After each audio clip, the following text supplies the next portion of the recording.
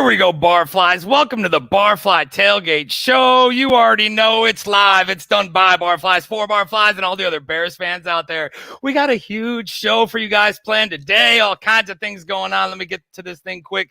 First, we got Mr. Ryan Badgley, Badge of Honor. Badge, what up, man? Hey, what's up, guys? Celebrating Victory Monday. And I mean, today, no better way to cap it off, man. So I'll let you introduce AC and then we'll get to our special guest this afternoon. Yes, sir. Next, we got Mr. AC, the bearded Bears fan. AC in the place to be, the Kentucky Kid. What up, man? What's going on, fellas? Just like Badge said, a beautiful Victory Monday. My Cats won Saturday, my Bears won Sunday, and let's get into it, man. I'm pumped. Damn straight, man. All right, so without any further ado, we want an intro for you, the grade A, the top wide receiver of the Chicago Bears, Mr. Allen Robinson.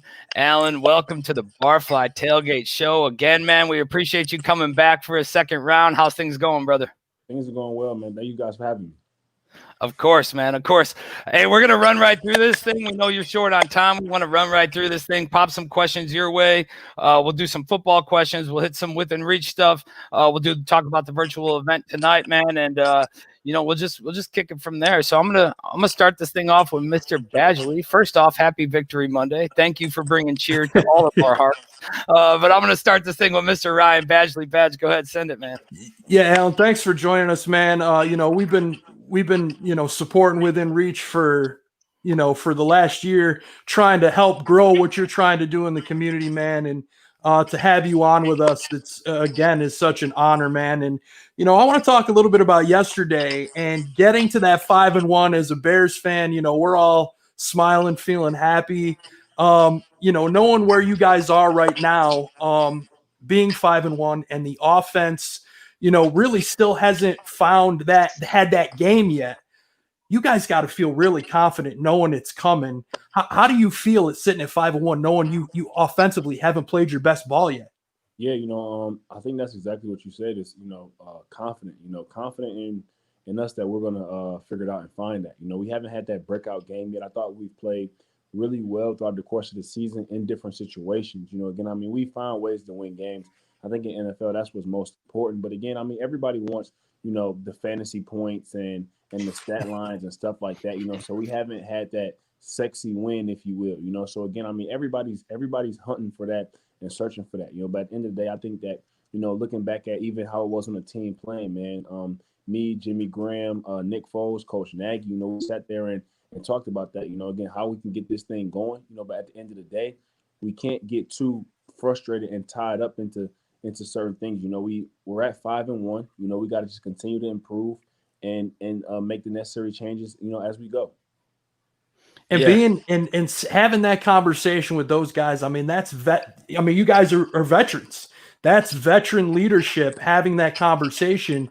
How do you portray that to some of these younger guys, the Darnell Moody's, Dave Montgomery, only in his second year, to understand that, hey, yes, right now, we're not clicking, but guys, we can feel it, roll with it. How do you keep those guys in that same mindset as you guys as veterans? Yeah, I think just to continue to reiterate that, I think that, at the end of the day, I feel like for us, we may not be always clicking, but at the same time, I think that, we're clicking well in the most important times of the game. I think that even when you look back to week 1 to week 3 in Atlanta, to last week against Tampa, and now this past week against Carolina, for those situations, that we're getting into as far as needing to score points or needing to make it a 2-score game again, we've been clicking in those areas. I know like last weekend, and even against Tampa, the last play of the game for me, I got to be able to just go ahead and seal the deal and put it away, so I'll definitely take the honors on that. But at the end of the day, when we get into certain situations in these games, I think that's when we're playing our best. Yeah, for sure, man. Now, talking about certain situations in the game, right? We, I'm sure a lot of people noticed, but we seen you line up in that backfield. Is they just putting the superstar back there as a decoy, or is there a little plan to maybe get you, a little handoff back there or some sort of run out of the backfield? Coach Nagy has so much stuff dialed up. Again, I think as far as him just trying to, use me and move me around and put me different places. Again, like I said before, for me as a person, I've always had the ultimate amount of faith in Coach Nagy, which is again a big reason why I came here. So again for us, just the faith that we have in him as an offensive play caller and the onus on us as far as getting everything right and getting everything together. I think that's where you kind of see everybody, kind of as cliche as it may sound of us saying that, that's what makes us feel good knowing that our best ball is ahead of us. When you sit Right. back and look at it, for us 5-1, and we haven't had that game and we've just clicked for 60 minutes. We've had games we've clicked for 25, 30. But knowing that, again, even myself, I think I played decent ball this year. I haven't had that game that I've wanted to have, where I'm just, putting it all together. I think that I've had spurts of it, and made some plays week in, week out. But again, I haven't even played my best ball yet either for myself this season, and knowing that, for me, definitely, makes me feel good, looking forward to, because each and every week, I'm trying to go out there and try to, be perfect.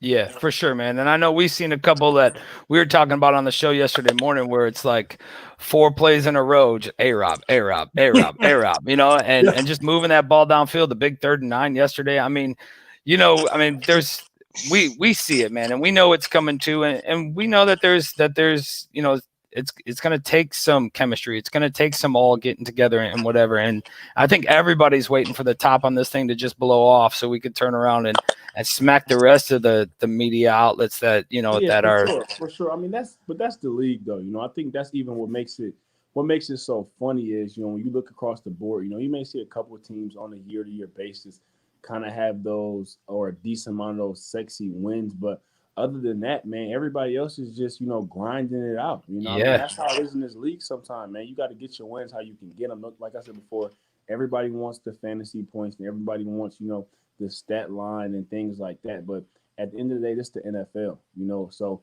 for us, we're striving for that, But what I can say is, when it comes down to situational football and things like that, as a team and as a unit, we're on top of it.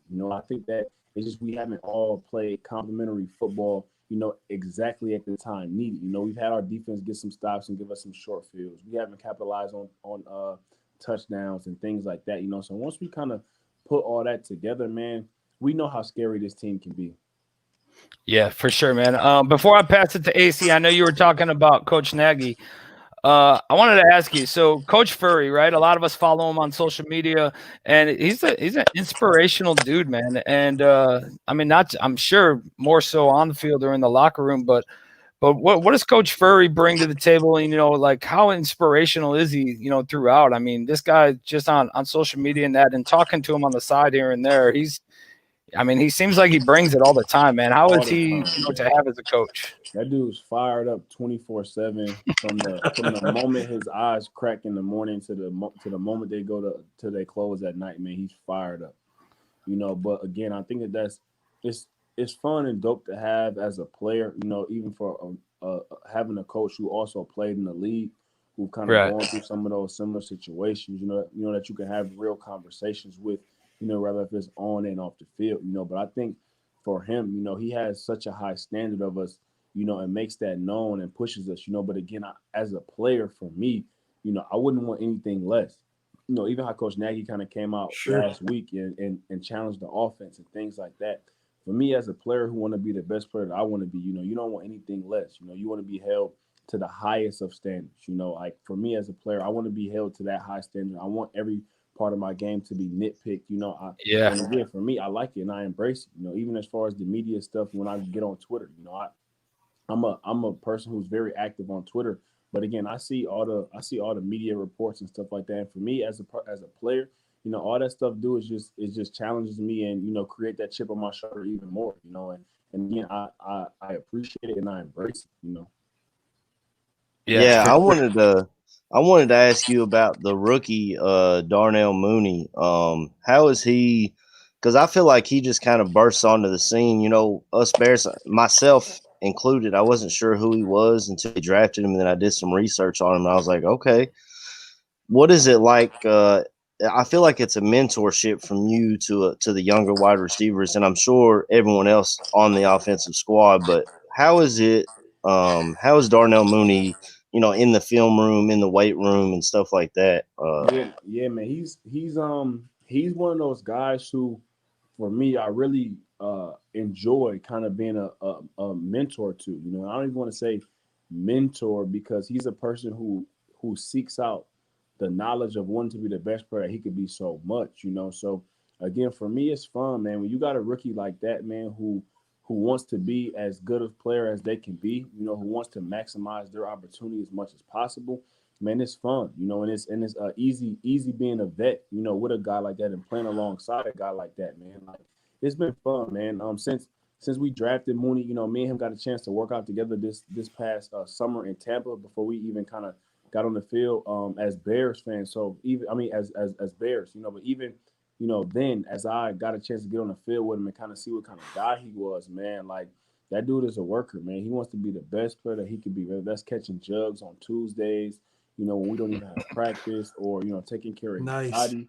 He's a guy who wants to contribute, and he wants to contribute in a big way. And I think the future for him is extremely bright. So we've got a lot of fans in the chat with us, Alan, and one of the questions that they keep asking is the non-PI call yesterday on you inside the 5-yard line. Had one last week as well. When you're out You're there, gonna make me man, start throwing stuff again. I know, same here. When you're out there in the heat of the moment, how frustrating is that for you, knowing he was there early and not seeing that yellow come out? It's frustrating, but I think the more frustrating part is when you see the exact same thing happen later in the game. Yeah, To negate a Fuller. touchdown for us. Yeah. Yep. That's what makes it even more frustrating. I think that I guess like an off-season emphasis was, I guess, letting the players play. I mean, from what I've heard, it's been a lot less holding calls and DPIs and stuff as well. But it's so tough, when you see a play like that, and you see in other games like some OPI calls that have literally caused teams to lose games. Yeah. That's hand fighting, and then you see plays like that that's not called. It's I have no idea what the reasoning or whatever is behind it. Again, Sure. I thought we had pretty clear understanding of what pass interference is. But I guess it's a little gray area now. Yeah, it's taken multiple touchdowns off the board for Eddie Jackson. He was voicing it last night, man. Again, I feel him, man, because it is frustrating. Like I said before, it's frustrating because it's like I could see if that's what was like the standard of it now, but at the same time, like you had the same exact play in a game. One is a PI and one isn't. Yep. Yeah. You know what I'm saying? So it's like, okay, like what was the difference? Is it just is the ref going to say that it was his angle of it or whatever the case may be? But it's no difference. You know what I'm saying? I don't even understand how you justify to say one was a defensive pass interference call or one wasn't. Yeah. Jalen had perfect coverage on that deep ball to the left side, and they called the PI on that. Same with that.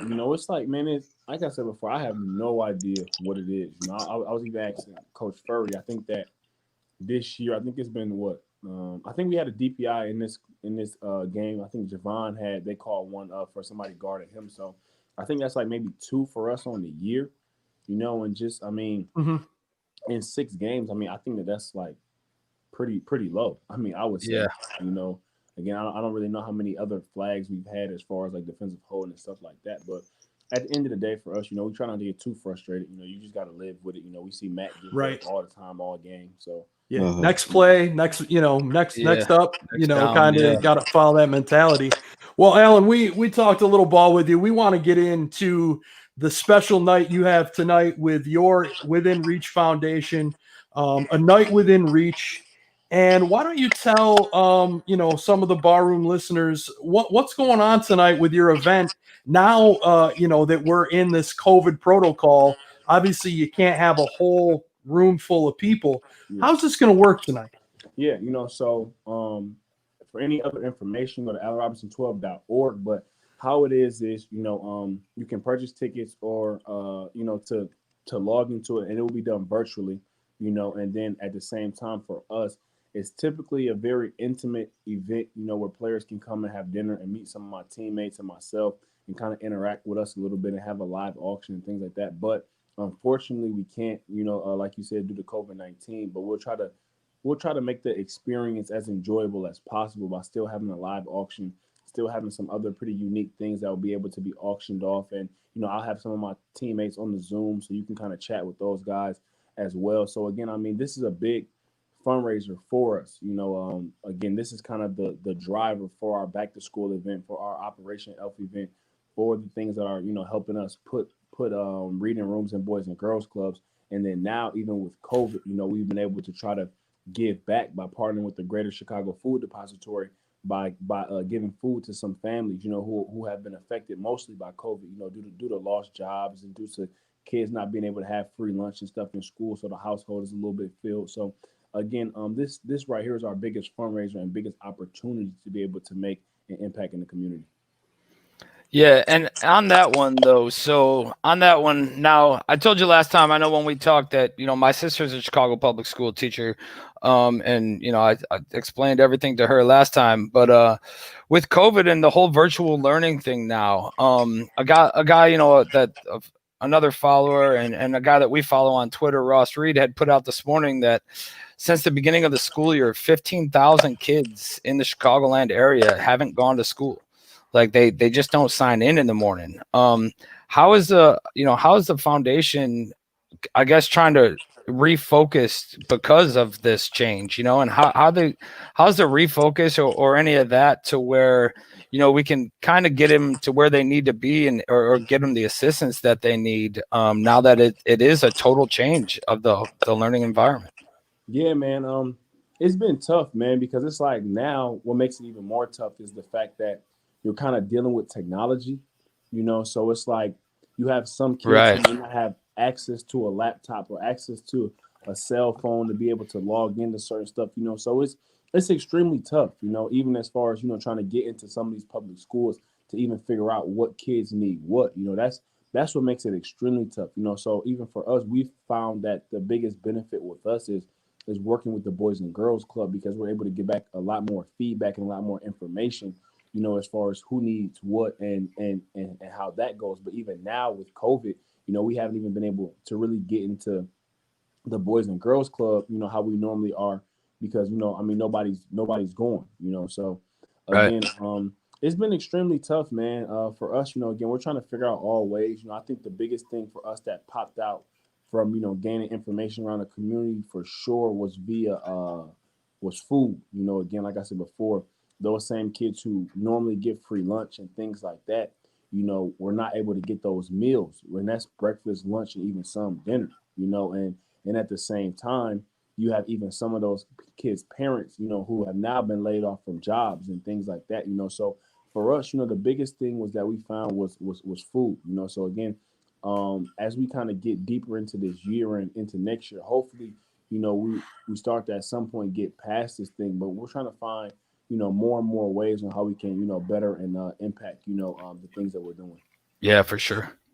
So, Alan, your foundation in just this short amount of time in Chicago has really made an impact in the city, and you've been on all the national media shows. You've come on with us now a few times.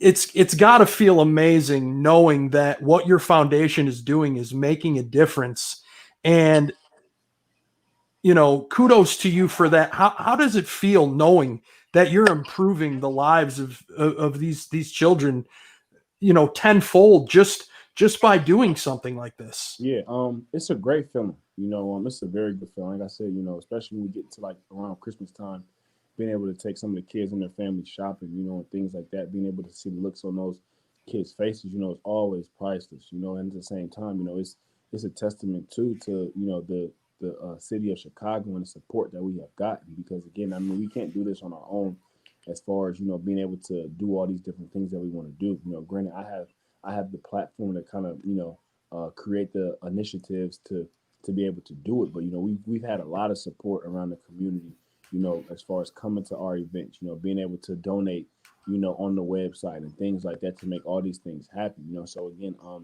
I greatly appreciate, the support from the Chicago community first, and as we continue to grow with this thing, we want to continue to be able to impact more and more.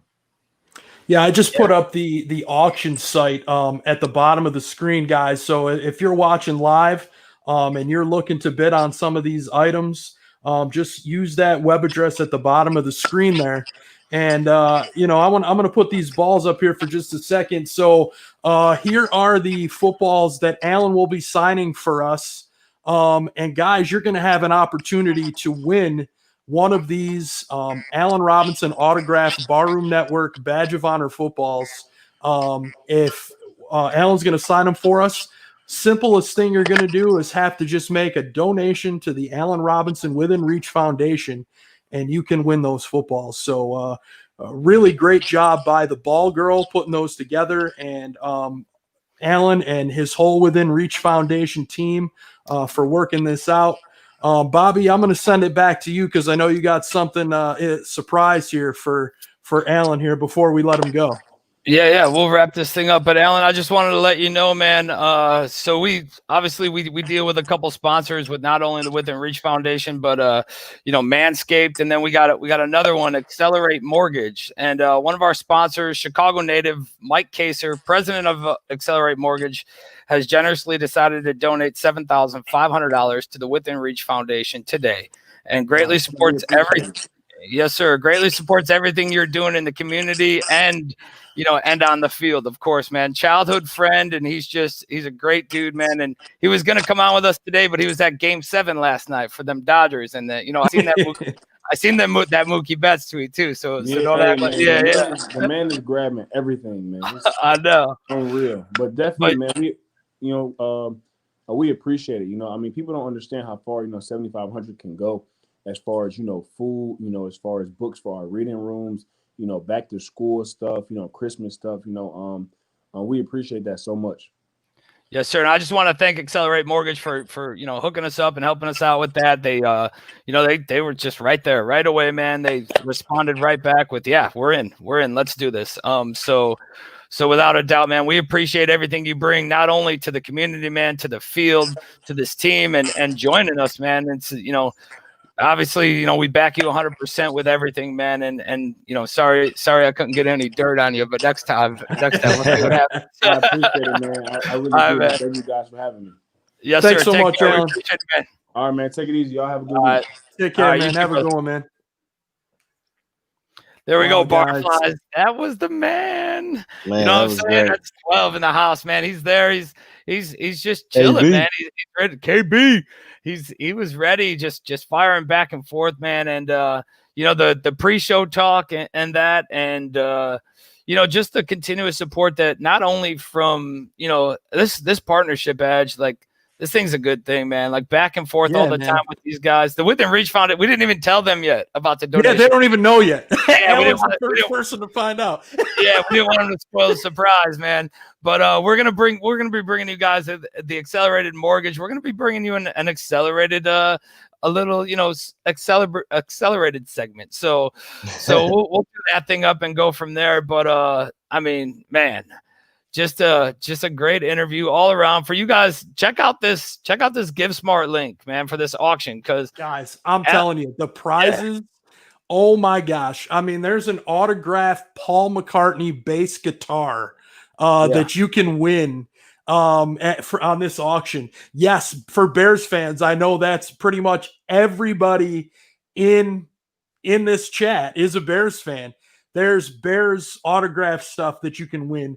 If you donate $100, that automatically qualifies you to win something personal from A-Rob, whether it's an autograph, a pair of gloves, cleats, something from him.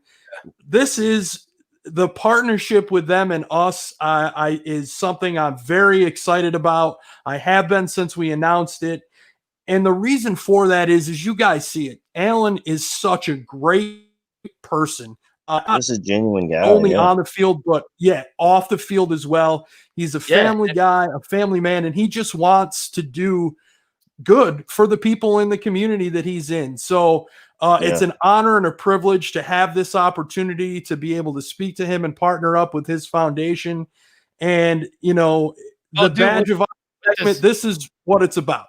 Yeah, with this auction too, man. He's like, he'll join you for dinner at the steakhouse. The one says, like, he'll come to your house, like, for the other dinner thing. Like, there's all kinds of, like, he's got video games for the kids, right? Like, he hop in, well, maybe not the kids, because I jam on the stick sometimes too, but either way, like like play video games, and you know, and like there's a lot that he's involved with in these auctions. So it's not just like, hey, we're gonna auction off this or that, right? And there's some that are like he's auctioning time too.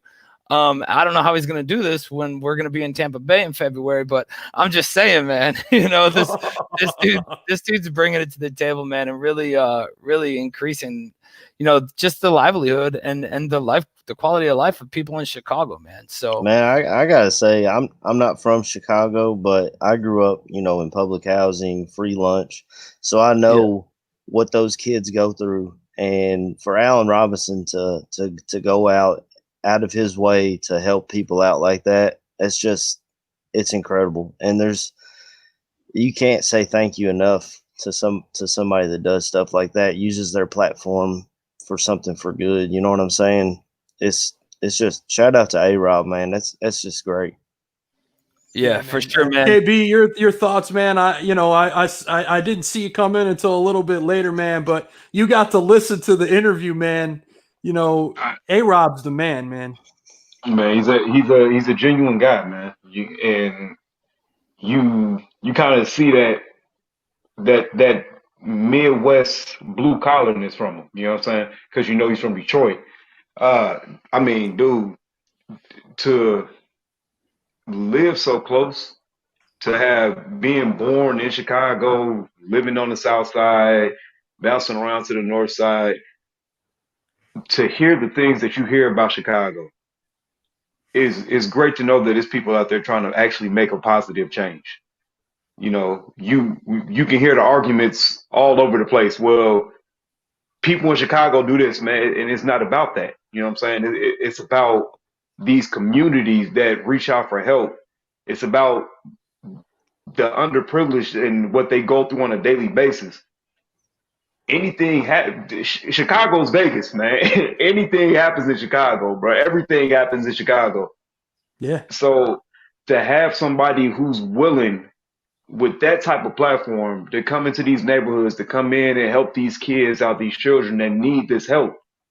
I mean, dog, it's the type of things that brings tears to your eyes. It's a calling. And you couldn't ask for anybody better than Allen Robinson to do that. Guys, so the link is right at the bottom of the screen there, guys. If you're interested in any of the auction items, I believe that the Bears apparel is all autographed. I'm sure you can go to the site and find that out for sure, to be sure. And then if you're looking for more information on where you can get tickets and how you can sign up, just visit allenrobinson12.org. That's the best place to go to find any of that information. We're going to change fronts here now, guys. And I know we talked with Alan about the win yesterday, but while we're here, we might as well give our perspective on the game yesterday. Some of it we touched on with Alan. Obviously it's Victory Monday, guys. We're 5-1 now. And I think even myself, I have been skeptical of this team, offensively, and can they put it together?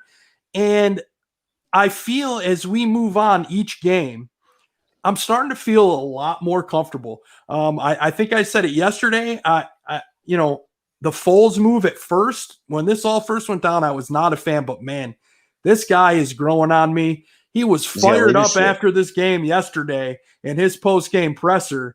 And that's what I want to see. That's what I like to see. And, I'm amped. We're sitting here 5-1. Do we have a tough stretch coming up? Yes, we do. But you got to enjoy this. I think everybody, man. Yeah, everybody wrote us off yesterday. I don't think there were a lot of people that expected us to win. Yeah, it is a big stretch of games, and it's a big stretch of games against some good teams. And but whatever. I mean, you're going to get that all the time, right? And like that thing's going to come. And with this stretch of teams that we got, I mean, the Titans are still undefeated. You got the Saints, you got the Vikings, you got the Packers. You got, like, of course, I mean, the Vikings are 1-5, but we know. I'm just saying, man, like, to go through the game yesterday and continuously lead the game, right, and not be chasing, not have to do this come from behind stuff, not it releases the frustration during the game, right? Like everything isn't as like just everything doesn't blow up as much. We know that they can come back. We know that they can do, get back on the board. But like Alan said, man, the offense is in question. We know that they have the tools and everything there, and they're ready to blow up. But it's been hard for them to move downfield. I know we talked about it last night a little bit on the after show, but it's been hard for them to move the ball downfield. And what we all want is that blowout game. What we have normally got, and you guys all know as Bears fans, is a close game, man. It's always within 7 or 10 points. So yeah, confidence, I think confidence is definitely there. People are showing more confidence than Pagano now. Like what he's done in back-to-back games, and more confidence in Danny T and filling these holes. And either way, Danny's man, stepping up. Yeah. Either way, I think that this thing, like I said, talking to Alan, the top's just ready to blow off, and we're going to get one of those games, but don't expect that to be the norm. Yeah. Well, I was telling Badge before we got on, you look at the NFC, and everybody, myself included, had like Seahawks, Packers, and then we see the Packers get mollywopped by the Buccaneers. And that's a team we had just beat the week before. So to me, that shows that we're better than I even thought. Now, I wish we could run the ball better, and I don't know if that's a scheme issue or an offensive line issue, but if we can get the run game going, I think we're right there with anybody else in the NFC. Now, the AFC, that's another story because they got Chiefs, Titans, Ravens. That's it's tough over there, but Steelers. They got a lot going on over there in the AFC. But I mean, we'll see our measuring stick, when we play teams like the Saints and play the Packers still twice. And I'm here for it, man. I'm excited. I'm really excited about this defense, the way they're coming together, and we're seeing them. I mean, we gave up 19 to the Buccaneers, and how much did they put on the Packers last night? 38, 40, something like that. 38. I was lucky enough to not have a call during the Green Bay game, so I got to see all of that ass whooping. I love to see Aaron Rodgers on his ass all night, man. It was all great. Night. He was so pissed. He had that look that Tom Brady had when Khalil Mack was getting off of him. Like, come on, this dude again. It was that was a glorious thing to see, man. It was just one of those nights where you see he was dejected, and then you see did Bakhtiari get hurt in that game? Well, he left for the he's out. He left for the locker room, but he was walking, so it's not like he wasn't carted off. Well, he was out for the rest of the game, though. So yeah, he was out for the rest of the game because I could have swore I heard something about a pec injury or it was something that had to do. Oh wow! In this general area. He was back on the sideline, so. We know all about that with our own James Daniels. We just lost James Daniels. Rashad Coward came in yesterday. AC touched on it. That run game, they've got to figure that out. I don't know if that's changing pieces on the O-line. I know it was Rashad's first start at left guard, I think probably ever. I wanted to see Bars. We said it yesterday. But. Yeah, I thought Bars was coming back in. It's going to be tough to run the ball, I think. I mean, the Panthers – weren't really a formidable run-stopping team. They were the worst in the league. By formidable, you mean worth couldn't do anything. Yeah. So, but I think it's the same. It's the same predictable runs that we do, man. It's okay. Yeah, try to hit up the middle. Oh yeah, do this halfback draw play. It's the same shit over and over, and it makes no headway. I think the problem is it might not be as much as everybody wants, but is it enough? You're 5-1. Like it might just be enough. I was gonna say I feel like this. Yeah, I was gonna say I feel like this. I just want to get this out before you go ahead on this. Go ahead. If you had a little bit more of a run, you're 6-0. Yeah, maybe. They were able to run that ball against the Colts. Yeah. Nick Foles wouldn't have been getting destroyed the whole damn game. That's all I'm saying. I want to say this. Since Robbie Gold left, I have not been confident in our kicker. Now, when Santos steps on the field, I feel like it's going in. I haven't felt that way since Gold left. Yeah. I was pretty confident in Santos too. So KB, like I said last night on Bear Football, man, we can run just because you continuously try to do it doesn't mean it's gonna work. You know what I'm saying? Yeah. Like I get whatever, but something has to be addressed first. Like I think I put it like, last night I said, if you got a convertible, you're not living and you're driving through Seattle and it's raining. Are you ever taking the top down? Because everything just keeps getting in, man. And it's kind of like that, I think. Like if everything keeps getting in, why are you even going to try? I get you have to change your pace and you have to do this, do that. But I don't know, man. I think Nagy just in his head, he's like, well, I don't have time to have a play not work. I don't have the patience. And that's the problem. That's to have a play not work. And I think that's if you can run the ball and kill the clock, it's easier than just throwing these little passes. If you got an incomplete pass, it stops the clock. We saw it yesterday when we were trying to ice the game away, and they threw the ball on 3rd and 2. It was an incomplete pass, and it stops the clock. And then, luckily, DeAndre Houston Carson, that motherfucker, he's came to play these last 2 weeks. He came out, but that's the thing, guys. Is the frustrating part of not running the football. It's super frustrating. I feel like we've been through this before in the Nagy era. Last year was a problem. I don't think so much in 2018 because I think we were winning so much that I think we talked about it, but it wasn't as big of a factor. It's obvious that teams are just trying to shut down the run game at this point. The good thing is through this point, we've still been able to win games. Yeah. And if they figure it out, I mean, that's going to be the thing. Now, we see some people in the chat talking about wheeling and dealing and pace and that's what we talked about last night. Yeah, it's what are you willing to give up? I don't want to give up a 1st round pick. It's going to be our first round pick in 3 years, basically. Yeah. So I'd hate to give up a 1st round pick, but if we're winning games like this now and we're a piece, maybe a left guard or left tackle away from winning a Super Bowl, I might give up a 1st round pick for that, depending on who it is. Can we say now, right, with James Daniels out, are we more of a left guard away or more of a left tackle away from winning this, from having a run defense? I mean, it's one or the other. You're not going to trade for both. You're not going to trade for both. But the honest God truth, you're not going to get a left tackle right now. That's just it. That's the name of the game. Nobody's going to give up a decent left tackle. It's too bad Bill O'Brien got fired because he's got a decent left tackle down there in Houston, and he likes to give away players for pennies, Right. Yeah. And I was going to say, they I don't know, man.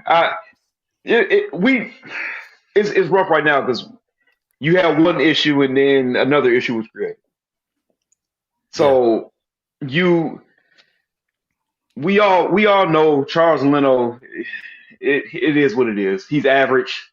Right now we're not gonna get too much better than average. Yeah, like you said, Bill O'Brien thing would be nice. This man just seems like he was going. I'm with Gaines though. We don't need to be giving up any draft picks. I was gonna say we don't need to give up nothing right now. I'm down to give up draft picks. Not a 1st rounder, but I'm down to give up draft picks. I'll sell them things for an offensive line right now. And if you're looking for a left tackle, you're gonna need a 1st rounder. I mean, if I could trade a 3rd rounder for a left guard, I would. Yeah. That's the truth. When you look at it, man, the defense is great right now, and it's not going to last long. And if you're Barnes would be fine at left guard, though. I think had that one bad play against Vita Vea. I totally agree. I think he'd be good at left tackle. I don't know. I can't even give a good reason. I can't even give a good reason why Bars didn't play.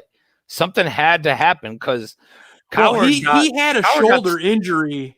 He was on the injury report, right? Maybe so Yeah, he was on the injury report with a shoulder injury, but I think he was just limited. I don't think it was like a do not participate kind of a thing. Maybe they just felt better about with Coward because he Coward. played last year.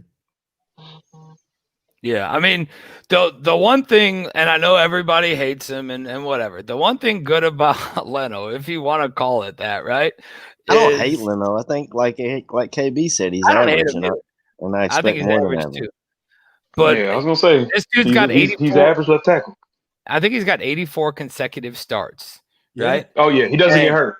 84 consecutive starts right now. His reliability is there. Yeah, he gives up plays. I get it. For a I seventh don't round say, pick, that's I won't say any of those plays have lost us a game. I won't say that like that in particular has lost us one. He's going up. We're calling him average. He's going up against some of the best dudes in the league coming off that blind side. I mean, Barrett, he had Shaq over there for the Tampa game. It's not like he's playing against a bunch of schmucks, right? Justin And- Houston beat him like a drum all night, all day He there did. in that Colts game. Yeah. Oh, I know. But I'm just saying, like, I don't know, man. I don't think he's going to stick around, but I don't think it's because of play. I think it's because of his contract. And next year, with this whole possibility of the contracts changing because of revenue brought in from the NFL and the cap and this and that, whatever, we got a lot of people to pay, man. And some of them ain't sticking around. One of the best one, Kyle Fuller, he's going to have to. Yeah, that is scary. Yeah. scary. And then there's a lot of pieces on this defense that if you're in win mode right now, like win now mode, and you have to get it done, man, outside of a first rounder, I'll give away whatever, man. I'll give away whatever if they believe that, hey, this is gonna do it. This is the piece. Or bring up like some of these other guys that we got sitting on the practice squad. I don't care. Round robin that thing. But either way. And that's what that's what I was gonna say. I Leno, he struggles. That's what it is. He's you look what he did before he got paid, and you're like, we all looked at that as, hey, that's a good signing. We've just locked up a left tackle. Since that point, he's gone downhill for sure. As fans, we can sit here and point fingers all we want, but the coaching staff is going to make the decision on who's the best fit for them to play that position. Now, if they don't have somebody else better on this roster currently to take over for Leno, that's where the front office now has to make a decision, guys. All right, if they really, if the coaching staff feels he's not the guy for that spot, well, that's where now we've got to figure things out from a front office standpoint. And what are we going to do? Is there a free agent out there that could be better that hasn't signed yet? Trading. Obviously, we've already touched on trading. Well, what are you trading? Are you trading draft picks? Are you trading player for player? What roster move do you make, to get somebody in here? The hate for Leno over his play, I think sometimes is a little outlandish. Is he good? No, he struggles, guys, 100%. He totally does. But the verbal name calling and bashing and all that does nothing. This guy doesn't care what you think of him personally. He's a football player. Is he out there? He's out there. He's doing the best he can. Is it good enough for this team and this organization right now? No, probably not at all. But to name call and ridicule and you're bullies. You're like toddlers out there doing this kind of stuff. It's become mind-numbing at this point as I sit here and read your dumbass comments calling him an ass and trash and garbage. He's struggling, guys. He is, but he's got to figure it out. And I think the coaching staff is at this point in time stuck with he's the best option available on this roster to fill that position until they go out and do something different. Yeah. It is what it is. It's I don't know. I mean, every player has a bad play in a game, multiple bad plays in a game, two bad plays. For him, it may be a little more, which I'm sure it is. I get it.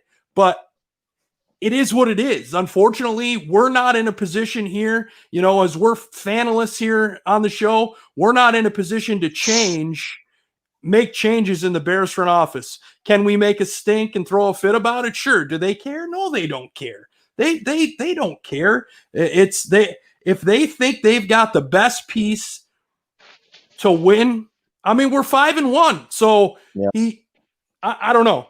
To me, that outweighs. They see him in practice too. We don't see him in practice. So if they give anybody else a shot, we don't know what they look like at that position. Like KB was talking about Bars at left tackle. Maybe he's good, maybe he's not, but we don't know. We never will know until he's given that shot. And I don't know. Yeah. Leno's not. Ron, going I'm with you, man. I don't. Either way, man. I don't really care about his feelings either, but. Yeah, my thought of it, if it wasn't Leno, it'd be somebody else. If it wasn't Leno, it'd be exactly. Whatever, man. Are we putting wins up? Yeah. So I really don't give a shit either way. We're putting up wins. Yeah, I agree with some of the chats. Nick's taking unneeded hits. Nick's taking unneeded sacks. Sure. Nick has had injury concerns. That's that's the thing. That's a fear. Nick is always taking those hits. His entire career has been based off of him standing in the pocket, taking those hits so he can deliver a strike down the field. Every fucking highlight you see of Nick Foles taking a deep shot, the man is legit being hit. Yeah. I mean, it is what it is, man. He's an NFL player. He's built for the shit. Yeah. Yeah, I get it. I get it. I think you look at the team as a whole, the defense is doing its part. The offense has yet to have its game. And you heard Allen say it. He thinks it's close. Foles has said it. He thinks it's close. The communication is getting better offensively week over week. AC mentioned it. Cairo Santos I'll tell you, honestly, when he lined up for that 55-yarder, I thought, holy shit, what are we doing? But he nailed it. He nailed it. He nailed it. I mean, right there. So for me, I'm like, if he goes out here this week and they want to put him out for 56, okay. Put him out there for 60 because he had plenty left on that ball. He still had some room left on that ball, man. Yeah. And I know what Jonathan Vilma was looking at. He's like, oh, well, he had maybe a couple of yards left there. Jonathan Vilma just seems like a Bears hater, man. Yeah, he's every game he calls. I mean, I know we're talking about kickers now, but Eddie's no longer got any money. Eddie Pinheiro is out of De Niro. Is he done now? I put Eddie Pinheiro on the practice squad. We got the extended practice squad. Put him down there and let somebody's got to. I'm guessing he got to win that job back. He got to win a job back, man. I'm sorry. You can't bench Santos after nailing a 55-yarder and you going. You better not, man. But you can't pass on 3rd and 2 when you're trying to run the clock out either. So who knows what the hell is going to happen, man? Swanky Jonathan Vilma is a hooligan. Wasn't Vilma on that team? Wasn't he on that same team when we beat them in the playoffs? That's why he hates us. Yeah, and that's why he hates us. 4,000 Clovers just brought up something, and I watched it twice yesterday, and we brought it up on Bear Football last night. The Foles presser, man. The Foles presser. Oh, I loved it. Dude, and the complete opposite of Mitch presser. You know what I'm saying? Yeah. Like he's in there and he's like, oh, whatever. Give a damn. He's like, I'm a. Yeah. And he's like, we were jamming a Meek Mill, whatever, kind of made me feel good. Like I was ready, and he's like, I was like, geez, like, he is just, and they're like, well, what about that pick, that you threw and whatever. He's like, oh, it was a bad throw. He's like, it was dumb. It was really dumb. He's like, I just kind of threw it up there. He's like, I probably should have thrown it out of bounds. He's like, but I guess I'll learn from it, and we'll go from there. And I was just that's a 7-year veteran or however many. I may be undercutting his time in the league, but it happens. I mean, I say here going, what the fuck are you throwing that for? Yeah. You know what? He tried making a play. Now it didn't cost us a game. If it does, maybe we'll have a different reaction to it. I'm sure of it. Sometimes the best response is, you know what, man? I tried to do something and I probably shouldn't have. Well, look, and that's better than look at the film. Yeah, when he played Atlanta, he threw that ball over 3 defenders and it just landed in the basket. So Yes. it's not like he hasn't made those type throws before. Hell, the commit was between 2 defenders. He just fit it in there. So Yep. sometimes you just got to try and trust your receivers, and sometimes it don't work out. Yeah, I mean, either sometimes you put it in. It was a horrible throw. Nick admitted it. Sometimes you put it in a place where only your receiver could catch it, not where 4 other people can try to get it too. You know what I'm saying? Right. But hey, mistakes happen. Mistakes happen, man. We seen the GOAT get some picked. You know, we seen Aaron Rodgers yesterday on that pick six, and then on another pick six. Yeah, so it happens, man. But the difference Hey, is Kentucky boy Mike Edwards got him a pick off A-Rod last night. You know, either way, we got the W. They didn't. Doug, that's another thing that we had talked about before. He said trade Mitch. Who's your backup? Well, I think in this COVID year, you've got to have a backup, man, because you never know. Plus, Nick's never finished a full season. Yeah, and I wasn't going to ask A-Rob because I'm sure that they haven't been. I'm sure they've probably been aware, but there's just not a reaction to it yet. So if you're in the chat and whatever, this came out a little earlier. One of the Carolina Panthers players tested positive for COVID-19. They're doing a retest right now. I'm sure they'll get that back shortly. But one of the players that was at the game and played in the game last night, from what I've read, tested positive. So right now, it puts a lot of questions on things. You know what I mean? I guess the one maybe good thing for us and for them is that today's an off day for everybody. You know, and then we don't play till next Monday. So tomorrow is also an off day for the Bears. Right. I don't know if it's an off day for the Panthers or not, but it's an off day for us.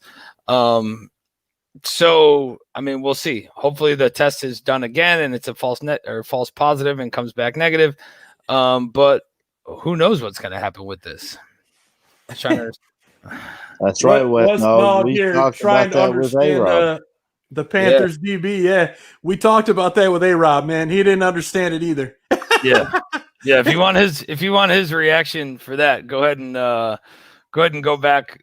You know, once this is over, go ahead and go back a little bit and take a look at it because you could see it on his face. And I'm surprised he even answered because you know these dudes can get fined for talking about refs and stuff, right? Well, I thought the call on Jalen Johnson was even worse, man. He had perfect coverage. Perfect coverage. You can't cover it any better, and they called pass interference. Basically, gave him a touchdown because that puts the ball, right at the goal line. All good, Wes. All good, man. Yeah, it's good, brother. I think the only way that the call or the only reason that the call, in my opinion, on Fuller was worse was because of the pick six. Well, and because it had happened to us. Right. Like the same thing just happened and they called it and then they didn't call it back. So you're not calling the game the same way. Right. And of course, the pick six. I mean, the pick six is just a cherry on top. Poor Eddie Jackson. That's 2 of them, man. I know. Oh, dude, he was fired up last night on Twitter, man. He was putting it out there, too, that he's like, come on, 2 in the first 6 weeks? Yeah. That's 2 they've taken away. Yeah, man. And you seen after he hit the end zone, he turned around and seen the flag, man. He was just like, are you kidding me? And he started going off a little bit on Twitter last night.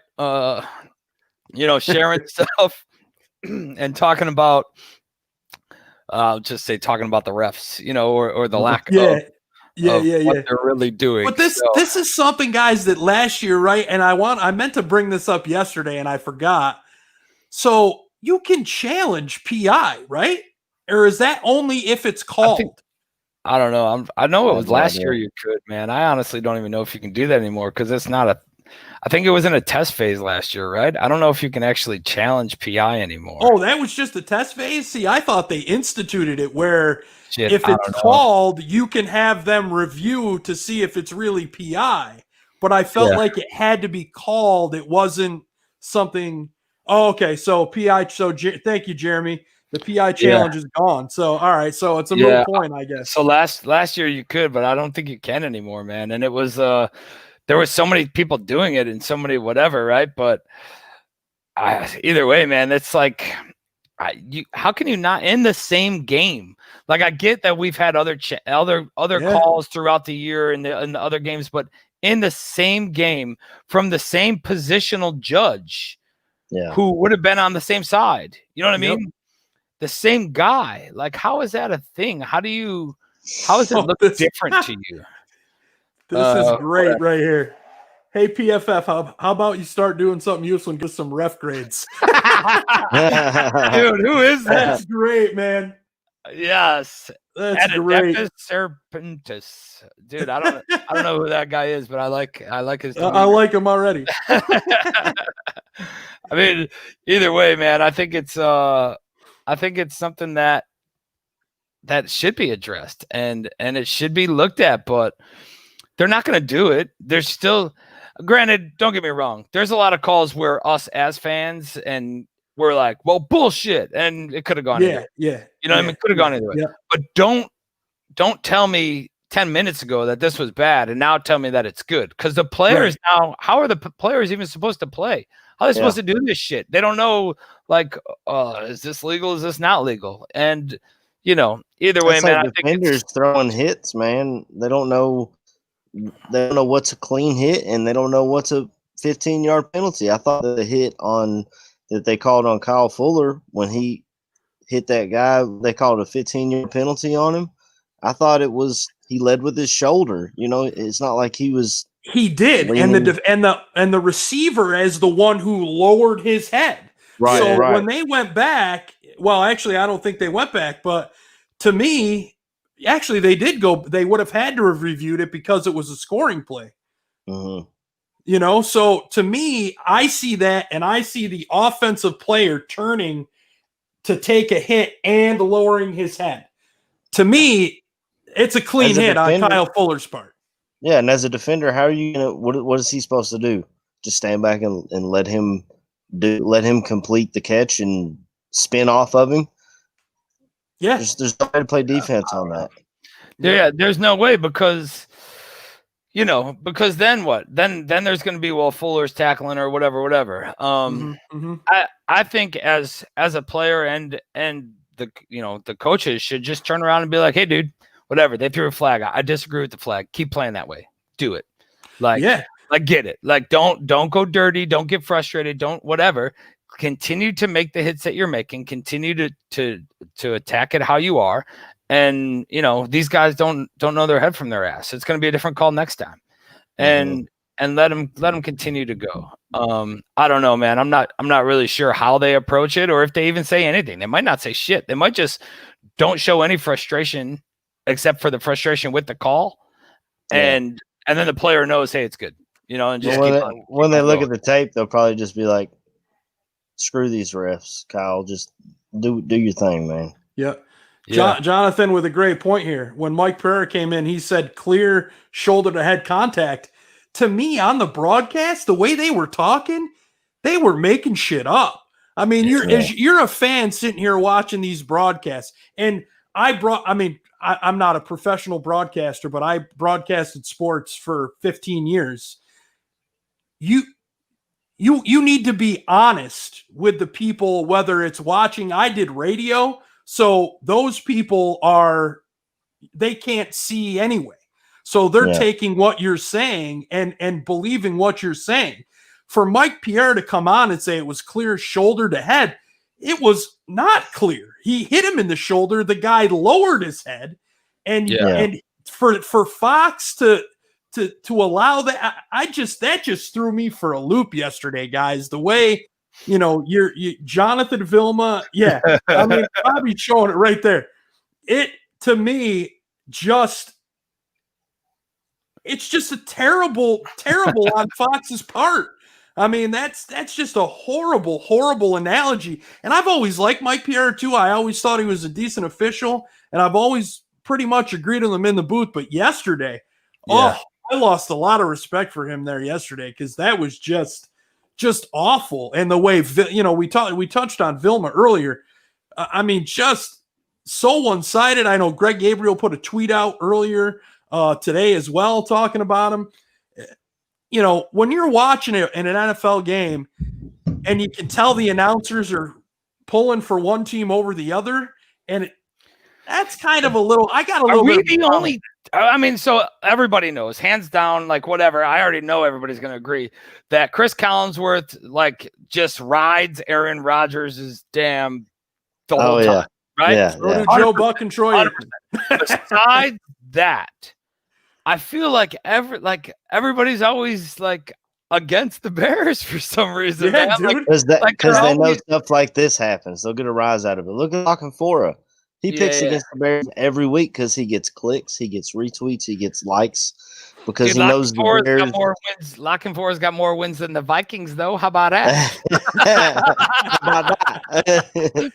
I'm just kidding. I think they're tied. But yeah, like these dudes, I don't know, man. It's like every time we get them, there's just like, 4,000 Clovers. Joe Buck, another one. yeah, Him and Aikman last, that broadcast, the Packer broadcast yesterday. Kofi, yeah, Aaron Rodgers does some, I hope he's Pelvic using thrust. Manscaped when he's, shaking and whatever there. I hope he's using Manscaped. But, somebody else does that.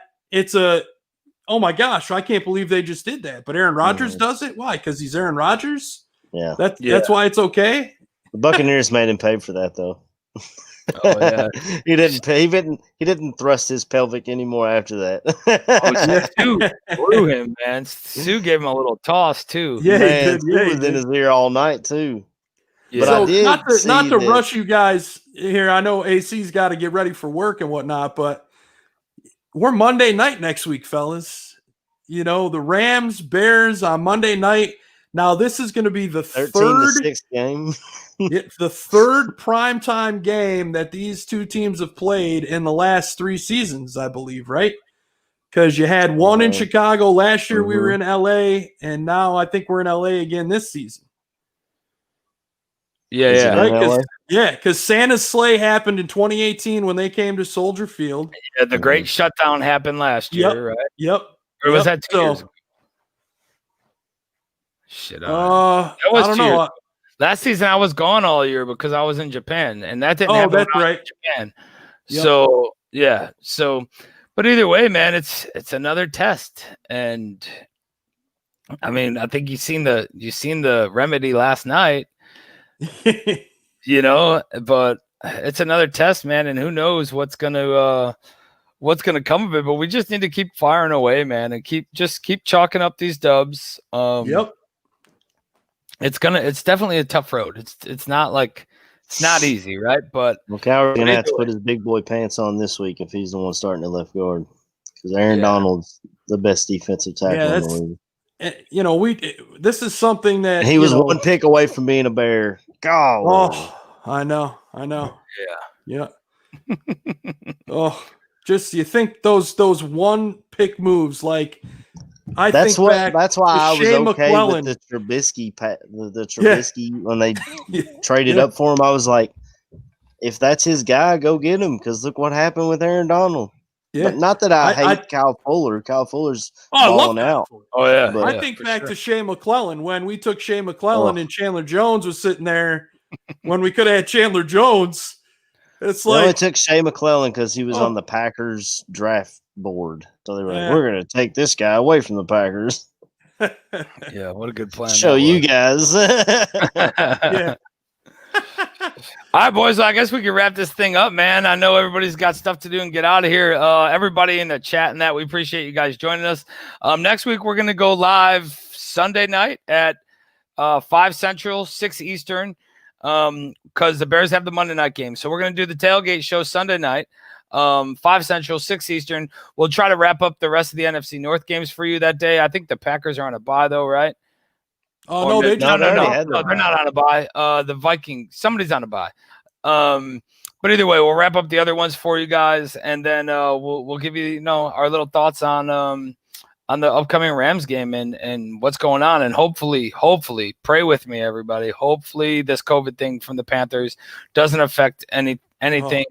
One, for our viewing pleasure, right? But more importantly, for the health and safety of the team and everybody involved, man. Again, we appreciate you guys joining us. Thanks for coming out today. Thank you to Mr. Allen Robinson. Thank you to the Allen Robinson Within Reach Foundation. Thank you to Mr. Mike Kaser and the huge donation that was made for the Within Reach Foundation from Accelerate Mortgage. Thank you to the Ball Girl for putting out for giving us those 12 footballs that Alan's going to sign, and we're going to raffle them off to all you guys here. And, thank you to Manscaped for keeping our balls clean that we're going to give to you guys. That's the game plan. That's the way it works.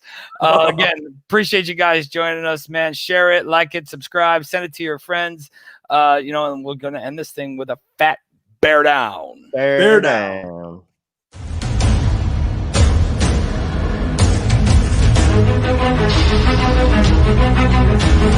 Thank you.